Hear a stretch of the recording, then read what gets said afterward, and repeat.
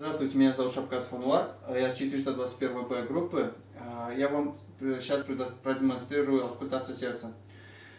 Есть 5 точек выслушивания сердца. Первая точка у нас находится на пятом межреберье, чуть правее от средней ключичной линии. Здесь у нас выслушивается митральный клапан. Вторая точка у нас находится на втором межреберье, у края грудины. Здесь у нас выслушивается аортальный клапан. Также третья точка. Третья точка у нас находится также во втором межреберье, но у левого края грудины. Здесь у нас выслушивается легочной ствол. Четвертая точка. Чуть правее нижнего края мечевидного отростка.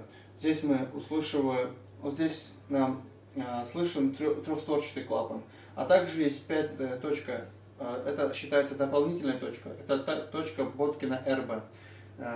Здесь дополнительно выслушиваем мы аортальный клапан, а также митральный клапан.